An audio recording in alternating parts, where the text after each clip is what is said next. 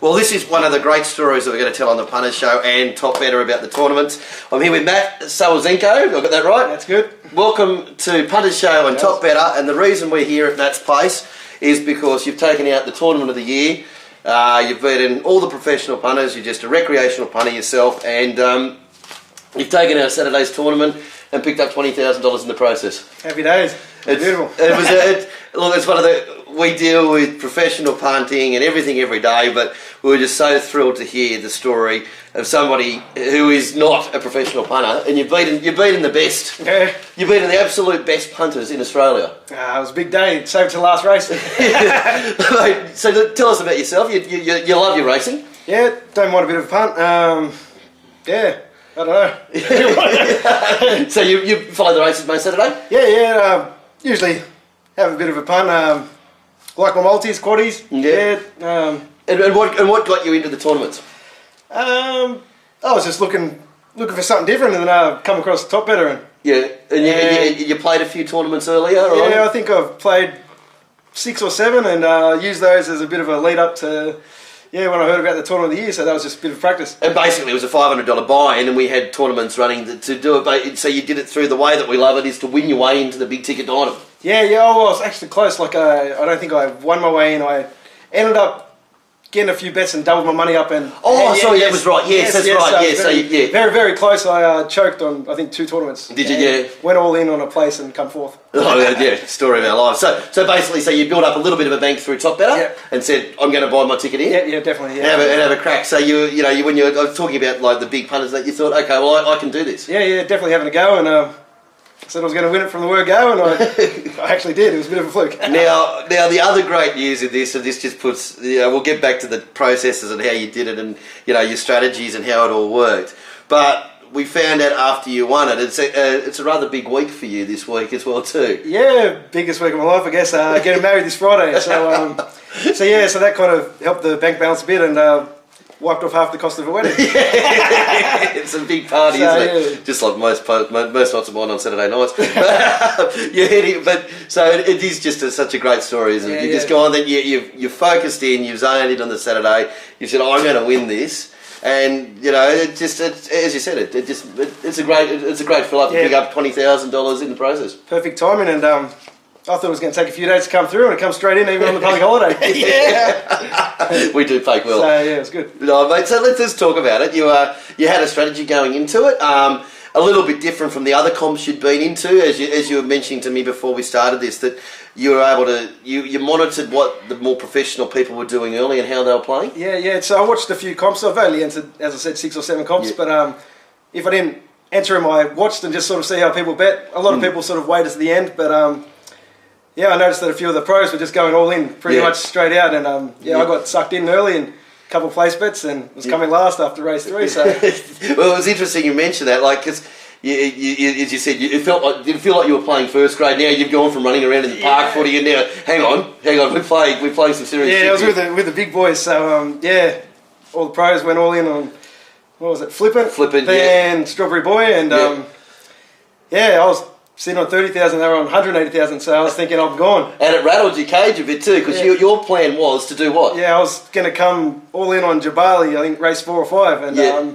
I tried to... It's only 40 to 1. Yeah, try to build the kitty by putting a couple of place bets on, and that backfired. So you're watching the pros going, you're thinking they're doing this, so it sort of rattled your strategy a little bit. And that's what the tournaments do, so then straight up they were too far in front, and I think rather than going the win, I put 18,000 or whatever on the place. So, But by that stage, you'd done quite a good deal of your bank up until that stage. Yeah. So I wasn't left with much. So I think I got it back to 40,000 just before Jabali race. Yeah. So you've had 2,000 the win and 18,000 the place of Jabali. Jabali, yeah. So that's taken you up to about $250,000.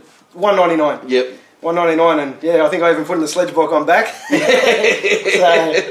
So that kind of got me amped up, and then I thought at the same time I should have won it then and there. Yes, But, if you had gone with the original strategy. Way too early to call it, and that's what those tournaments do. Well, and one thing you mentioned, Bob, watching the tournaments, the mark that you thought that was par, you think you have to be 10 times what the 10 times what your better bucks are. Most of the tournaments before you need 10 times. So if it was a 5,000 better bucks or 10,000.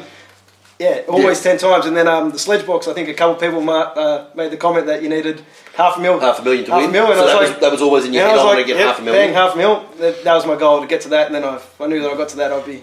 So after being a bit head fucked by the pros, you've I was bet with screw me. You've got back to Jabali. Now what are you thinking? Which that's halfway through the day. Magical was my next thing. As I said, I had a multi. Yeah, you get a multi yourself. Was it Jabali Magical into Charlie Boy? Charlie Boy. Yeah, don't you love it when you get the first two legs up at 40s and 20s and and the shorter price of it doesn't help you. But anyway, yeah. Yeah, so you're up to Magical now? Magical, but tournament got me again. I sort of dropped nuts. I think I only put 5,000 on the win and maybe 15 or 20,000 place, something along those lines. Yeah. So you're back. You've got another 5,000 there. So I think it got me 380. Yeah, up to about that. Yeah, sounds about right. Yeah, and so I think you're well in the game there. I think I hit the lead. Yep. Or fourth. Yep. Fourth maybe with the lead. Yeah. Lovely, cool. And we come into the Stradbroke. Stradbroke. That was a hard one. I was going to sit out, and then I just thought these guys are going too hard out. Yeah. So they were really going strong. So, are you starting to then think I might need more than that 10 times? So I was just sort of thinking, maybe. And I'm here. I'm close. So I still had to go, and Strickhandy. Just killed me. I fell off it the last 2 weeks. And you backed at the last two starts. I missed the start, and then against Boven it didn't fire at all. So Charlie Boy and a few others I put a bit on, and I think I lost about 60 or 70,000. So I left out on the Stradbroke. Yeah. So I left me down I think 300,000 into the last race. Yeah, lovely, cool. So where are you sitting fourth coming to the last? Yeah, sitting fourth in the last race, and so then I just thought, well, gonna need get to $500,000, and we'll see how we go from there. Yep. Tossing up a Pingle index linked for the place. For the place, so you're thinking bet up the place, one of those two. Yeah. So I was gonna go a lot on one of those. I was gonna back Bowman on a Pingle, change to index links. Yeah. There goes 280,000. So you had 280,000 the place there. Geez, I tell you what, if you hadn't gone on Pingle, you would have won it by a clear margin. Yeah. there was no photo required there. So then I left myself a bit of change left just to get to that $500,000. Major, 25 or 35 on that. Yep. And then Jets Head Lad was paying mid-40s. You didn't really like Jets Head Lad, it was just that price that you thought. It was a good price. Yeah, it was about you were looking at horses around the 50 to 1 mark, have 10 on it, or 11 on it as it turned out, which was crucial. And so I ended up putting 11 on it as everybody was putting 10,000 on roughies and 10,000 all day. So I thought, well, extra 1,000. Yeah. Fingers crossed. So just go back to that. So you're watching everybody's bets and you're seeing that the standard rolling bet is 10,000, 10,000, 10,000. So your thought process is that if everybody's going 10,000 and somebody's had 10,000 then and they've gone chips in to try to win this, if I go a little bit more than them, I've got them covered. Well, I wanted the 11,000 on that.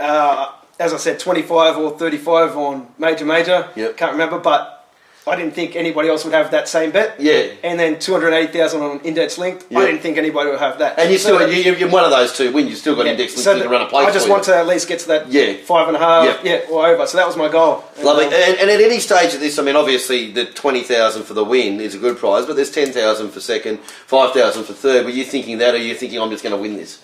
At that stage, I was coming fourth, and the way people bet in, I just thought, well, all in or nothing. I'm coming fourth. There's no prize for fourth. No.